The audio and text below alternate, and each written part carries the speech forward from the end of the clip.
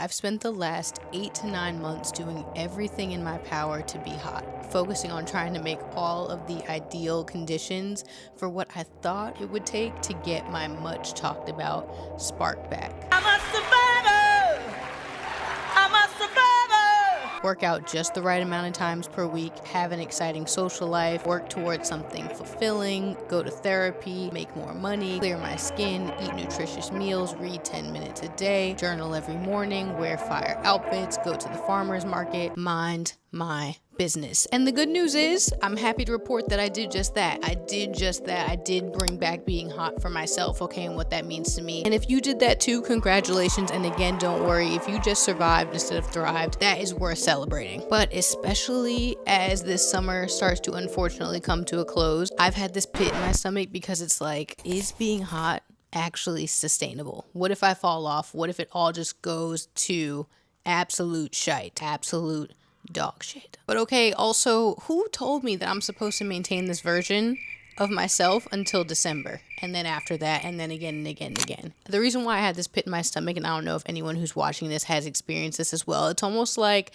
a pre-seasonal depression. I know a lot of people talk about like seasonal affective disorder or seasonal depression in the winter time. Mine, I like to call it the fall crash out. It's like a hot girl summer hangover. It's like the fall is the fall. Okay, I just go pew, because there's just so much going on this summer. Everything that's lighting me up is filling my tank, and then suddenly start to feel myself go into this like reclusive, overthinking mental and physical state. And I start to notice this pattern yearly. It's very cyclical. This summer just feels like social energy, expansion, movement, sunlight. Okay, exactly what it is meant to be. But then the fall feels like this transition, this, harvest. Things are coming up, feeling more reflective. And sometimes it just is not tea. It is not tea. It's not as fun. Okay. It's not as hot. And I've historically treated this as like a transition that's happening to me rather than something that I've embraced in the past. And that's why I've definitely fallen victim to like doing fall resets and starting over, and like basically just like for Q3 and Q4, like feeling like I need to reset the whole year to go into this new season. But instead of always asking myself, how do I get back on track to maybe this hot, muy bonita version that I'm at right now, what if I actually asked a very important question that I think you need to ask too?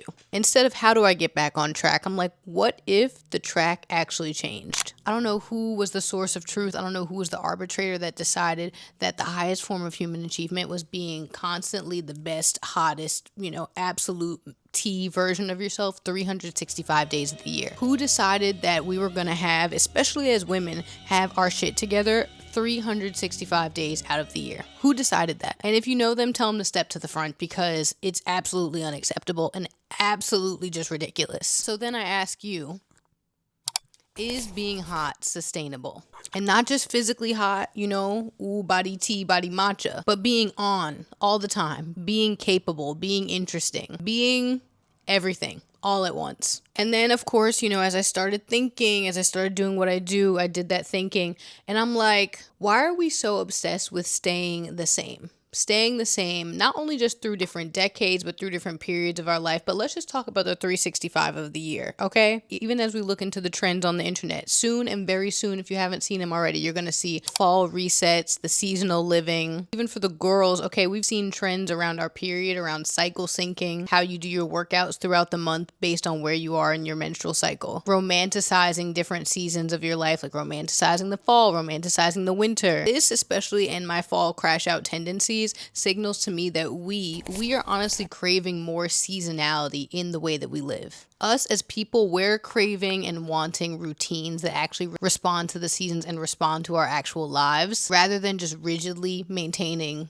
or trying to maintain, really, being hot, being the best version of ourselves, being that girl, being it girl, beauty max, hot max, everything to the max all the time. We're craving different seasons of ebb and flow. Enter the chat a very simple but yet overlooked aspect of our society: the concept of seasonality. Seasonality has left the chat, and I'm going to bring it back in. I'm going to bring it back into the chat. I especially think with the fall crash out, I've noticed that our body, our rhythms, our routines need to lean into seasonality. We need to have that discussion and bring it back more into our work life, into our beauty, into our fashion, into everything that we do, okay? Into our wellness, because it's the idea, it's the central core concept that our human lives do not operate with the same intensity, the same rhythm all year long. Our capacity does not exist at the same percent, at the same level every single season. Different conditions call for different levels of capacity and call for different routines and rhythms. And that applies to how we work, how we care, how we rest, how we socialize, how we consume, and our attention. What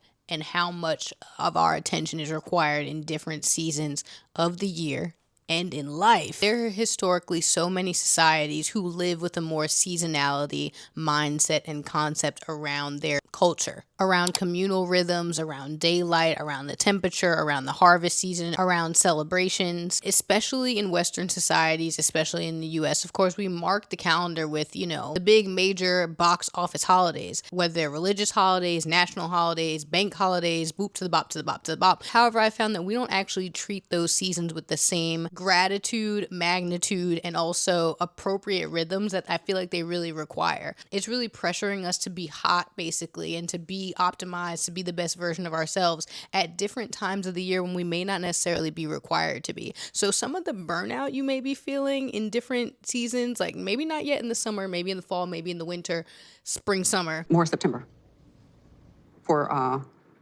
That is spring, summer.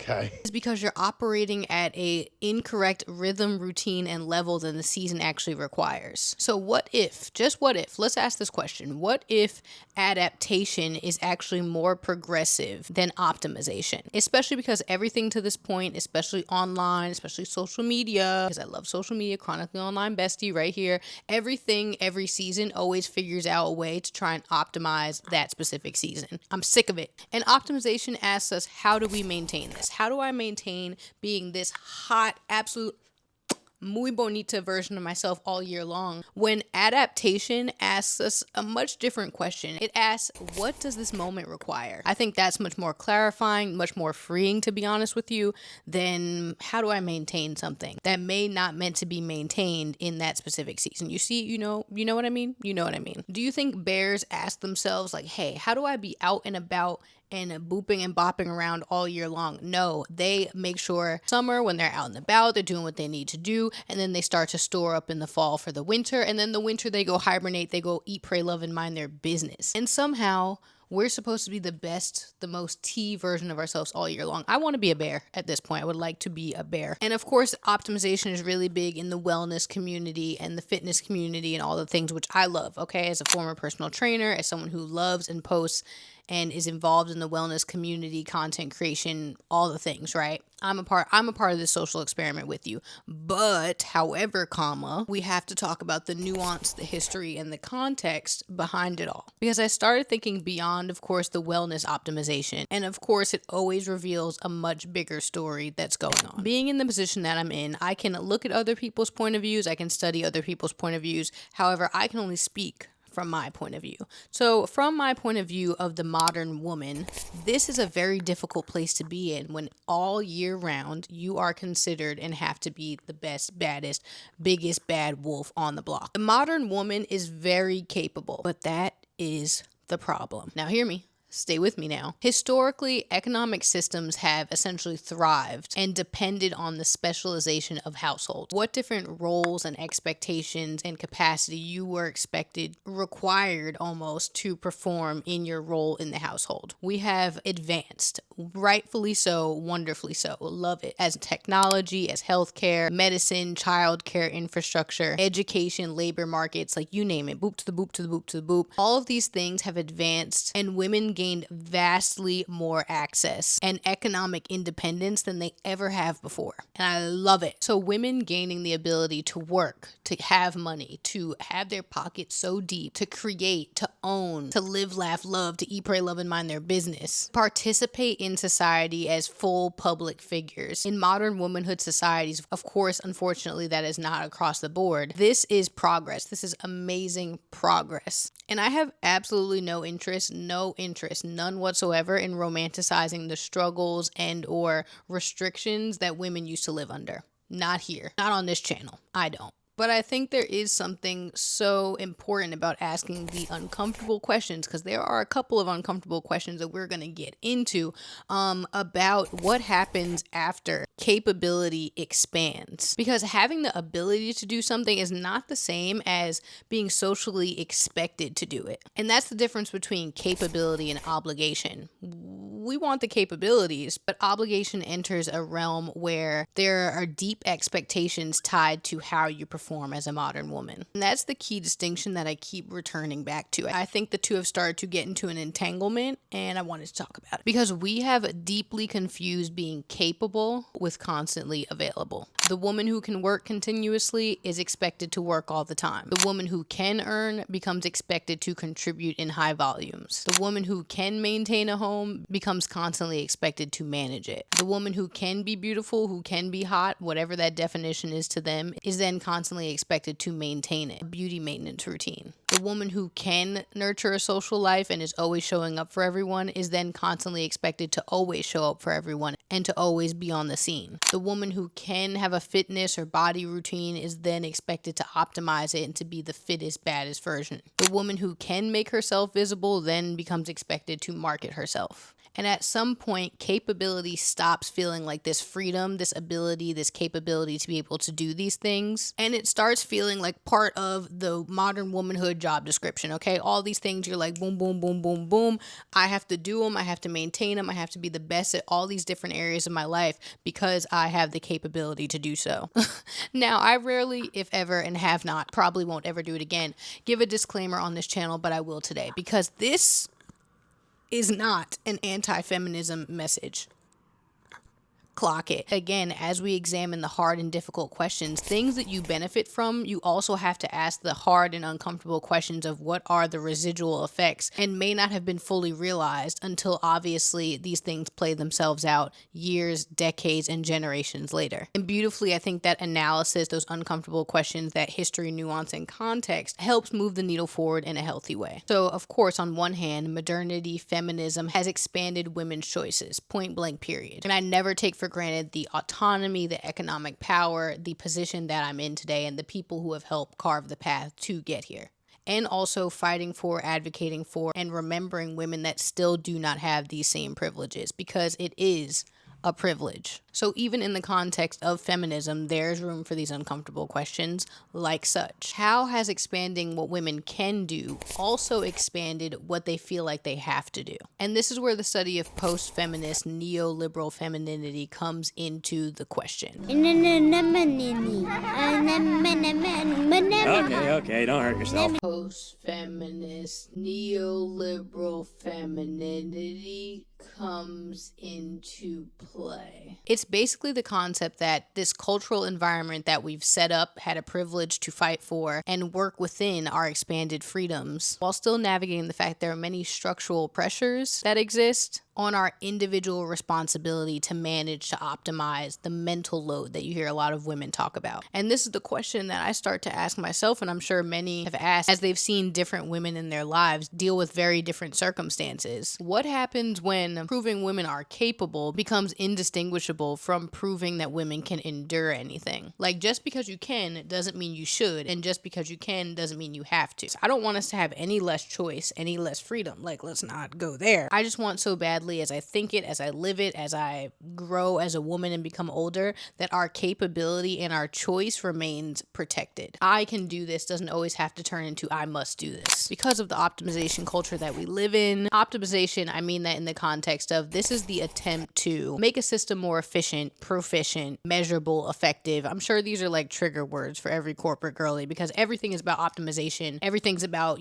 following up, circling back, the meeting on the calendar, the OKRs, the KPRs, bars, the KPIs, the ABCs, the 1, 2, 3s. And everything becomes about measuring up to a defined goal. But unfortunately, in this context, the defined goal has meant, okay, whatever your best is, you have to be at that best all the time. So we're constantly riding this wave of trying to get to this defined goal that whether we set it for ourselves or we've allowed the pressures of society to reset it for ourselves, that we no longer are ebbing and flowing with the seasons. We're ebbing and flowing based on trying to get back to this standard of being hot. Like, even if you just look at the productivity systems that we lean into that we love. Okay, I love my journal, I love my Notion doc, I love my schedule, I love my calendar, I love my planners. I love all those things. As a type B.5 person, like not fully type A, but not fully type B, I have a mix of both. Okay, I love to go with the flow sometimes, but as long as the flow, starts at a certain time. That's the kind of productivity that I like. But even if you look at the productivity systems that we have to schedule our leisure. We have to schedule our optimization. We have to wake up at 5 a.m. because 7 a.m. just isn't really cutting it anymore. Okay, we've got to get up before the freaking sun rises. Like, if you're not up before the clouds even crack and the crust on your eyes hasn't uncrusted, it's a moral failure. You're out of here.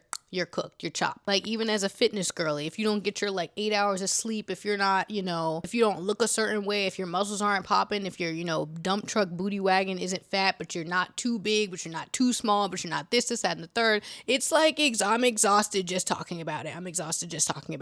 And I'm not going to sit here and pretend like I don't love a 12-step beauty routine. Okay, again, as an influencer, as a content creator, I am a part of the social experiment with you all. I love my 12-step beauty routine. But when did that 12-step beauty routine start turning into you must look 21 when you're 45? Like, because now it's like, what the hell? I have to get all this preventative stuff injected, rejected, and ejected into my body and into my face when we don't even have preventative health care in this country, okay? We're getting preventative Botox and we don't have preventative health care. Something about that doesn't sit right with me.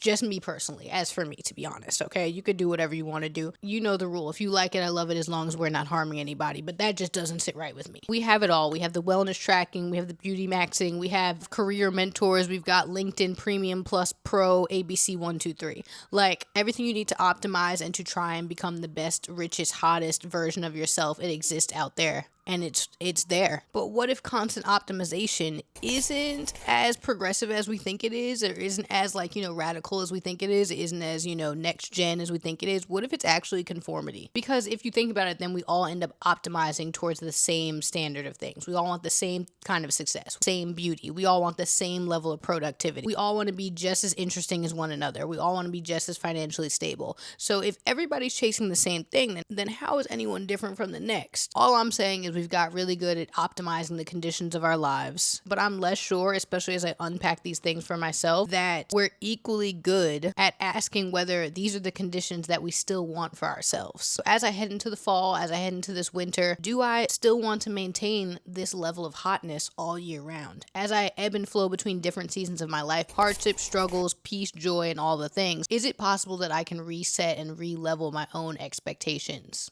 based on what the season actually requires from me? Influencers are a great, perfect example of this, okay? Stay with me. Don't worry, we're going to put the fries in the bag. That side of the internet, I try to stay out of their business, but this one sounded a little interesting to me. I was like, okay, this is interesting. Okay, this is interesting. I have a little bit of a vested interest as a content creator, as an influencer, and as someone who participates in the creator economy. I've never been to Nantucket, but I do also live in a very touristy destination hotspot. You may have heard of this little tiny island. This little tiny shop on this little tiny island has caused quite the stir for the influencer girlies. Again, I try to stay out the business, but I just want to put my nose in it just a little bit. There was this sign that was put up by this shopkeeper. I believe the shop is called Four Winds, like wind is the wind in your sail. This shopkeeper put up this sign. It says, "No influencers." Gasp. Hello?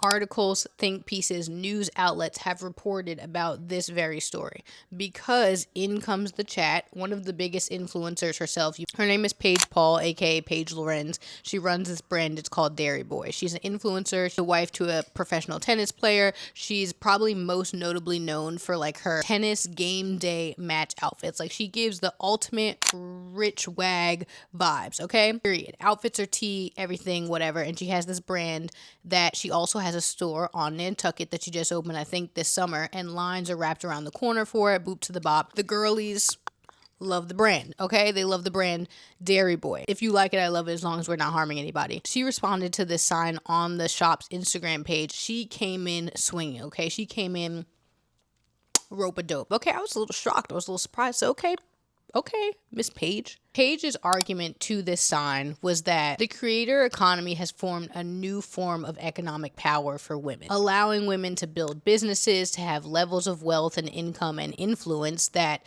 they did not have access to before, especially without a lot of these traditional institutional gatekeepers that are required to start your business, to start a brand, and all of the things that were historically in place. And basically the core of her argument, and what a lot of people have said in support of Page, is that this sign was inadvertently, whether intentionally or non-intentionally, discriminatory, period. There used to be signs like this once upon a time here in this country that said no colors, okay? No blacks, no Negroes. Signs in businesses to tell you, hey, you're not welcome here. You are not welcome here. And then it becomes a question of, okay, if you can post this sign, then where does it stop? Their argument for the shopkeepers and for the community was it wasn't a personal attack on any specific influencer or group of individuals like women per se. It had more to do with the fact of protecting spaces they feel like don't need to be filmed, don't need to be content documented, performed in, all of the above. They're saying that the local community has the right to decide, especially something so historic and something so quaint and well kept and all the things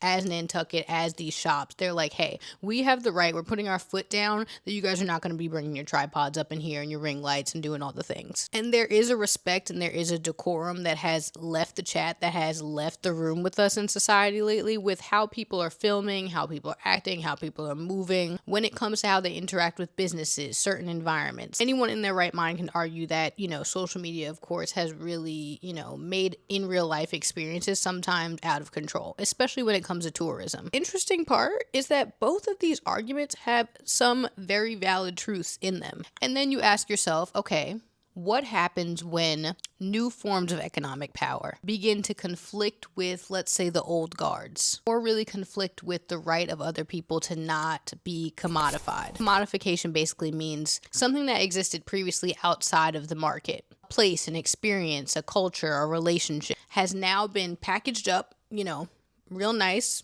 put a bow on it, marketed, and can be sold. Like, let's take, for example, something in nature, right? Let's take a tree.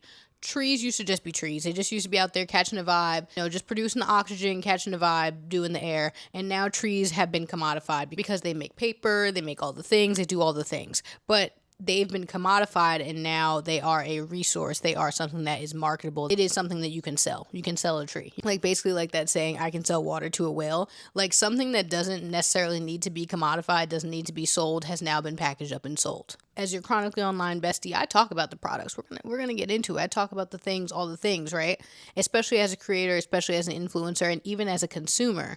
I genuinely love and appreciate the economic freedom, again, the privileges of being able to build something with your own taste, with your own ideas, with your own lifestyle, and truthfully your own perspective, because guess what? People were doing that off of you anyway. People were doing that off of us any freaking way. But I honestly also don't want to live in a world where every beautiful thing or meaningful thing that we personally experience has to become content, has to become something for likes, has to become something for views. It doesn't all have to be that way. Especially as creators, especially as influencers in these scenarios, you have to ask yourself, at what point does documenting your life, documenting this experience, documenting this place inadvertently hurt or disparage or damage the moment or the experience or the place itself? That's when you have to put that hat back on that we talked about in the last M.A.C. edit about storytelling versus marketing. Again, not everything needs to be marketed. Sometimes you just need to tell the story without actually making it something that's commodified, that's sales, that's marketable. And at this point, I'm sure you're like, okay, Nia, but what the hell does that have to do with being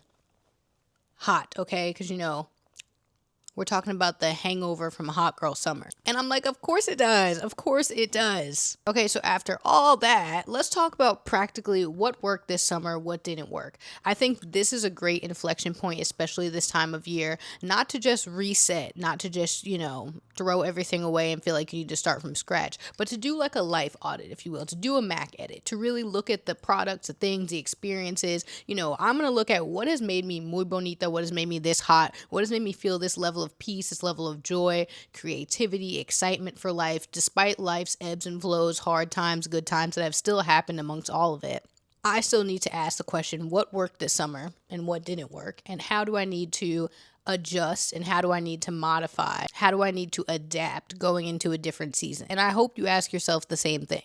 And it wouldn't be the Mac Edit if I didn't share the meaning and character behind it all. Bringing back substance, depth, and character to why we love, share, and buy products. You already know the deal as someone who loves all things beauty, wellness, thrift, and vintage fashion, but guess what?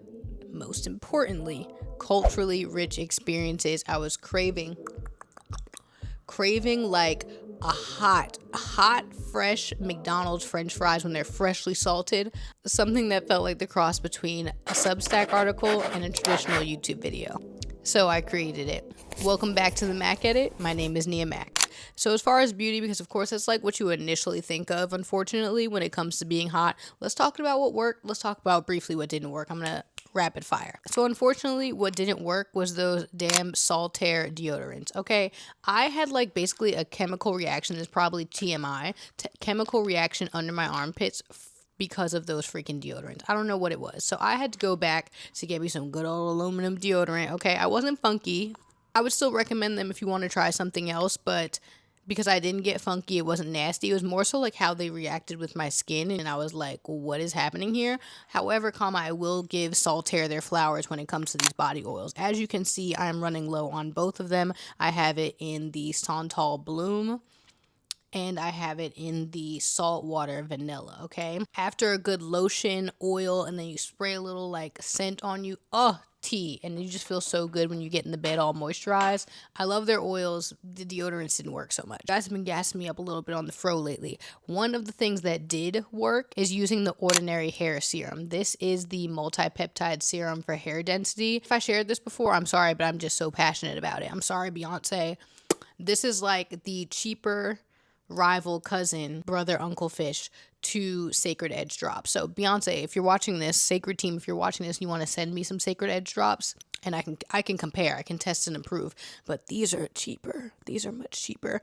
And I'm not going to lie, I wish I took before pictures because these have drastically improved my edges. I'm not even kidding you. Amount of new growth on my edges, and even just like back. I put this all over, okay, on a nice clean scalp. The new growth and the baby hairs that I have fresh in my head because of this, I've already gone through a full bottle. This is a brand new one that just came in the mail. I absolutely love that serum. I'll be using that forever and ever. But you know, something I reflected on last year that I applied this year because I realized it didn't work was really making sure I aligned my hair schedule, especially as a Black woman. Okay, if you're watching this, my ladies, you understand. We typically have like a hair schedule. When we're going to do a wig, when we're going to do a sew-in, when we're going to do braids, when we're going to do this, when we're going to do that, we're going to leave it natural. We're going to do a silk press. Or you could just do none of that. Okay, you don't have to do any of that, but sometimes we have a hair schedule, especially for different events. But I found myself, especially between two back-to-back hairstyles, my hair was fried. It was doing too much. It was too much tension, all the things. I've always worn my hair natural a lot of the time, but I committed to myself this year, like, hey, this summer, I don't think I'm going to do braids. That doesn't mean I'm not going to do them eventually coming up here in probably a couple weeks or something like that, but I didn't want to spend the entire summer in braids and feel like I had to get braids just because it was summer. And it has benefited and allowed my hair to flourish, to breathe, to soak in the humidity, to soak in the, the air, the breeze, and just let my scalp have a good time. And I feel like that's why my hair is doing so good. So I realized before that going between protective styles that aren't really as protective at all, and just letting my hair breathe and like live it out, and also putting some, good products in there was game changer. So what doesn't work is protective, non-protective styles. And then last thing on the beauty, it's summertime, so we're not really into full coverage. However, this NARS light reflecting foundation is my favorite foundation year round. I don't really wear it as much, of course, in the summer, maybe if I'm going out, like it's a full beat night. If it's a full beat kind of night. But why I love this is because you can build it between medium and full coverage, but it's so light. It is so light. I personally am not a skin tint girly. I have too many dark spots on my face to be a skin tint girly. I'm so sorry to tell you. Between, Danessa Meyer's products and all the other things, they've got me covered when it comes to makeup and beauty. But NARS Light Reflecting Foundation, I do this in the color Namibia. year round. Love her. Now, some of the less sexy things, but some of the things that make your life that much better. So you guys already know I love clothes. I love to thrift. Enter the chat these specific hangers. These hangers are meant to, obviously, as you can see, it looks like a little like skeleton, but they're meant to have multiple shirts, multiple blouses on one at a time. People who come over to my house, they're like, yo, you live in New York City. Where are all your clothes, and how I know your closet must be booming open. These are a lifesaver, okay? You can put 6 different tops on here in one hanger, and it's nice and sturdy. Got these off Amazon. I'll put them down for you here below. And then also there is the pants version as well. So you can loop like multiple pairs of pants on here, and it's heavy, sturdy. It even has like a dual hook, so you can do it like that, period. So getting the storage and organization around your wardrobe makes styling and personal style so much better, because you're not overwhelmed every time you go into your closet. That is the absolute freaking worst. It's feeling like you can't find your clothes, everything's everywhere, you're just sifting through stuff. If you don't even know what's in there, you're not going to wear it. That doesn't work. Last thing when it comes to wardrobe and clothes, these are soft leather ballet flats from Zara, and their actual leather, like outside material, is a soft leather. I've worn these into the ground, as you can see, but I have been so shocked. I bought these in, I think, like January or February. I've been so shocked. I'm not typically a ballet flat girl, but I've been so shocked how much I've been grabbing these. I wear these multiple times a week. I walk so far in these, and they're so comfortable. They're so comfortable, and I think it's because, first of all, the sole is really good, but also because of the soft leather, they move with your feet. I feel like a lot of ballet flats, because they're a little bit more rigid, the soft leather allows you to move and run in. Unfortunately, I have been the consumerism final boss, and I got one of those brick devices. If you don't know what a brick device is, it's a little brick. I have it on my refrigerator, where you can lock yourself out of your social media apps. I was notorious for clicking on my, on your Apple when you say, give me 15 more minutes, give me 15 more minutes. It was like crack. I want some crack. Crack. Hey, Tyrone, we are not giving crack away today. What? No. What time is it? It's 5 o'clock. Did I miss a 5 o'clock free crack giveaway? Tyrone? Screen time was doing absolutely nothing for me. I was just putting in that passcode and getting 15 more minutes. I got that brick on sale, and it honestly has changed the game, okay? It changed the game. It allows me to take away those 10-minute, 30-minute small blocks around my day where I would eat into me just doing things. I'm like, oh, it'll be a few more minutes because I'm just sitting here scrolling. I originally wasn't going to buy into the hype and get the brick, but I must lay my hands back and say, damn, that brick is good. And then as far as fitness, I would say what has helped me is honestly moving my workouts a little bit later in the morning or in the afternoon. I know last summer I was a 5:30 a.m., 6 a.m. wake up girl. I was going out, I was doing 4-mile walks, and I was going to workout class, and I was getting on the Stairmaster, and I told you guys that burnt me out. It cooked me. It literally cooked me so much so that I lost my period. That's how much I was over exercising. TMI, but you can do too much, especially when it comes to fitness. So what has worked, especially in this season, in this summer, even just after a physical transformation that I've had over the months, has been moving my workout time to when I feel more peak energy. If I don't have the rest, if I don't have the energy, you don't need to be pushing yourself to the absolute extreme. So working out a little bit later in the morning sometimes, or in the evening when I can crank it out, has been chef's kiss, game changer. And I always have some kind of combination of strength training and Pilates. Ladies, lift the weights. You won't worry about looking like a man, manly, whatever that's supposed to mean in the first place.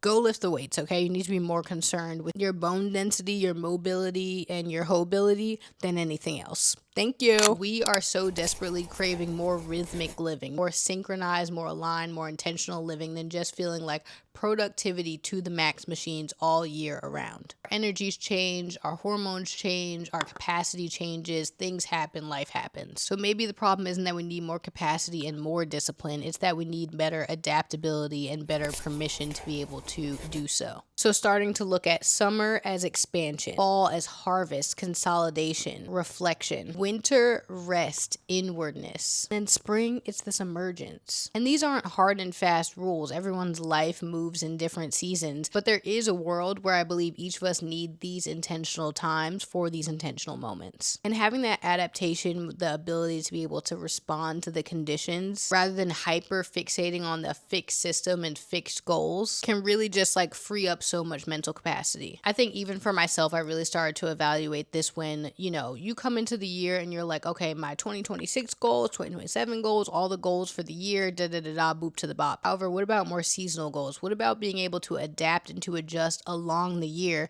because things happen, things change, capacity changes. So what you may be able to accomplish in a spring and in an expansion season, mentally, physically, or literally, you may not be able to accomplish when you're inward, when you're more introspective, when you need that time to be able to reflect. Especially speaking to my creative people, especially speaking to my artists, all of us honestly have that at heart. We need to make room and make time for this, because if we're operating at a high performing level all the time, you don't preserve that space to be able to emerge, to be able to create, to be able to plan, go inward and reflect, and ultimately really take time to appreciate the harvest season. And I think that's why I was having such a fall crash out, is because I was skipping right from like trying to go inward, reflective, all the things, and skipping over the harvest season. The harvest season is literally what it sounds like. I was booping and bopping and doing all things and, you know, being my hot girl, hot ass summer. Then in the fall, I'm like, wait, it's all over. It's all over. Poof, goodbye. But I didn't take the time to